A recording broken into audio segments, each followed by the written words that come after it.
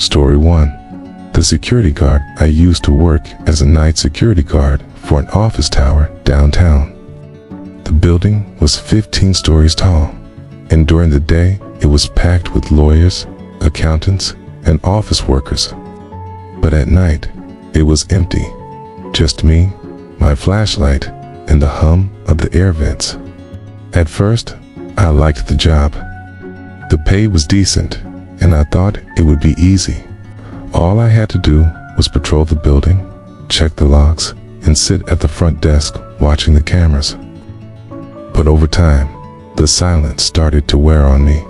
The hallways seemed too long, The shadows seemed to shift when I wasn't looking, And the building had this strange atmosphere at night, like it came alive when everyone else went home. My shift ran from 10 p.m. to 6 a.m. The first few hours were always fine. I'd walk the main floors, check the stairwells, and make sure no one was hanging around outside. But the part I hated most was the patrol at 3 a.m. That's when the building felt the most wrong. The hum of the fluorescent lights sounded louder. The elevator dings echoed like gunshots. And I swear I could hear faint noises. Footsteps, whispers, coming from the empty offices. One night, I was sitting at the front desk around 2:45, sipping bad coffee, when I heard it. Footsteps, slow, deliberate footsteps echoing from above me. I froze, staring up at the ceiling. The cameras showed nothing. Every floor looked empty, just rows of cubicles and dark hallways switched to the stairwell feed. Nothing, but the footsteps kept going. A steady clack, clack, clack, like hard shoes on tile. I grabbed my flashlight and badge, then took the elevator up to the 10th floor. The floor the sound seemed to come from. When the doors slid open, the hallway stretched out in both directions, lit by buzzing lights. Empty. I stepped out, my shoes squeaking on the polished floor. The smell of cleaning chemicals hung in the air, faint but sharp. "Hello?" I called out. My voice echoed down the hall. "This is security. You're not supposed to be here." No answer. I walked the floor, shining my light into each office. Desks, chairs, computers. Nothing unusual. By the time I circled back to the elevators, the footsteps had stopped. I went back down to the lobby, shook it off, and tried to convince myself it had just been the pipes. But around 3:30, the sound came again. Louder this time. The cameras still showed nothing, But in the audio feed from the 10th floor, which we could monitor for break-ins, I could clearly hear them. Clack, clack, clack. Only now, it sounded like two sets of footsteps. I went back up, this time taking the stairs. My heart pounded harder with each step. When I reached the 10th floor, I held my breath and listened. Silence. I stepped into the hallway. My flashlight beam cut across the walls, the ceiling, the exit sign glowing red at the far end. Then, behind me, I heard it. Clack. I spun around, but the hallway was empty. I should have left right then, but protocol said I had to check it out, so I kept moving. I reached the far end of the floor, and that's when I noticed something odd. One of the offices had its light on. The door was slightly open, the pale glow spilling into the hall. But on the monitors downstairs, every office light had been off. I pushed the door open slowly, my flashlight ready. Inside was a small corner office with a desk, a few chairs, and papers scattered everywhere. And sitting in the desk chair was a man. At least, I thought it was a man. He was turned away from me, shoulders hunched, wearing a dark suit. "Sir," I said, my voice cracking, "you can't be here." The building's closed. He didn't move. I stepped closer. "Sir." That's when the chair slowly began to turn. My stomach dropped. The figure in the chair wasn't a man. Not exactly. His face was pale, gray, stretched too tightly over the bones. Its eyes were dark hollows, and its mouth was twisted into a smile that didn't look human. I stumbled back, slamming into the doorframe. My flashlight flickered once and went out. The last thing I saw before the room went completely dark was that thing standing up from the chair. Taller than it should have been, its head cocked at an unnatural angle as it started walking toward me. I bolted. I didn't wait for the elevator. I ran down 10 flights of stairs until my legs gave out. When I burst into the lobby, the cameras all showed static. Every single feed. When the morning shift arrived, I tried to explain what I saw. It looked at me like I was crazy. The cameras were working fine again. No evidence of anything. The logbook just showed me patrolling like normal. I quit a week later.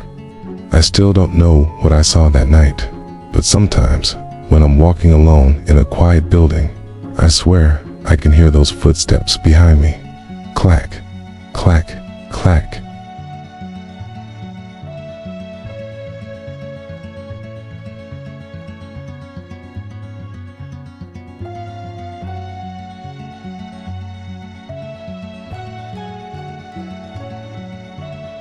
Story 2. The gas station. Back when I was 19, I worked the overnight shift at a gas station just off the highway. It wasn't in the best area, but it was the only job I could find that fit around my college classes. Most nights were boring. I'd sit behind the counter, stock shelves, maybe get a couple of truckers or travelers who stopped for gas and snacks. After midnight, it was usually dead quiet. The gas station had these big glass windows facing the road. And the fluorescent lights inside made the place feel like a glowing box dropped in the middle of nowhere. Outside was just darkness, the kind that pressed against the glass and made you feel exposed. I never liked working alone, but I got used to it, until one night when something happened that still keeps me up. It was around 2 a.m. I was restocking the cooler in the back when I heard the bell above the door ring. I figured it was just another late night customer, so I called out, "Be right there."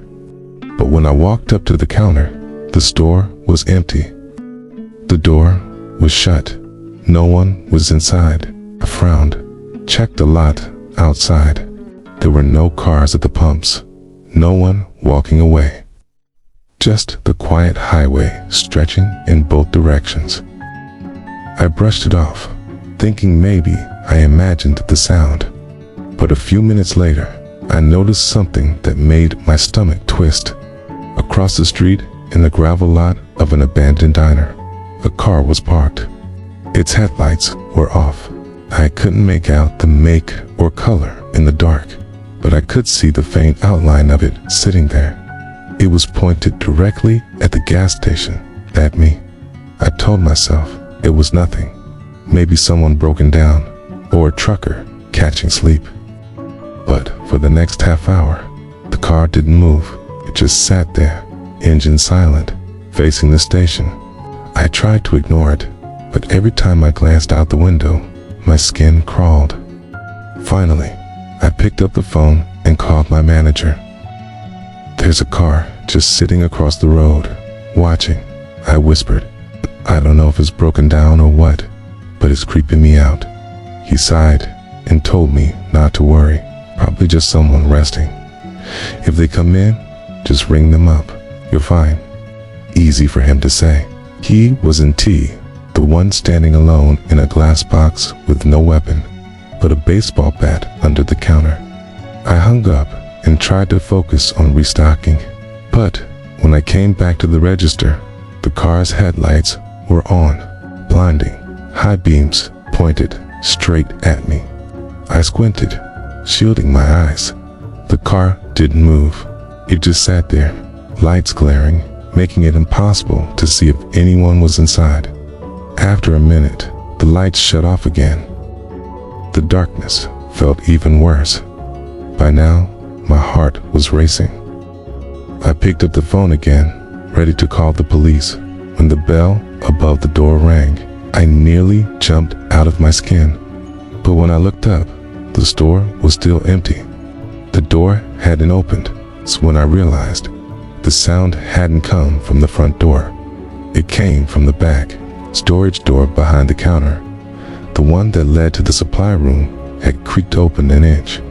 I froze, staring. I knew I had shut that door. Slowly, I set the phone down, grabbed the bat from under the counter, and whispered, "Who's there?" No answer. I stepped toward the storage room, the bat shaking in my hands. The air back there felt heavier, like the oxygen had thinned. The light flickered once, buzzing. Okay.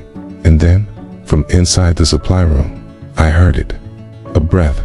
Someone was in there. I didn't check. I didn't need to. I bolted out from behind the counter, ran straight to the front door, and shoved it open so hard the bell nearly snapped off. Outside, the car across the street roared to life. Its headlights came on again, blinding me. I couldn't see a face, but I knew whoever was in that car had been watching, waiting. I sprinted across the lot toward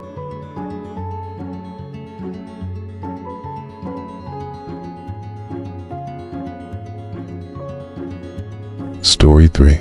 The hospital basement. A few years ago, I worked night shifts as a janitor at a small hospital. I never liked hospitals much, not even as a visitor.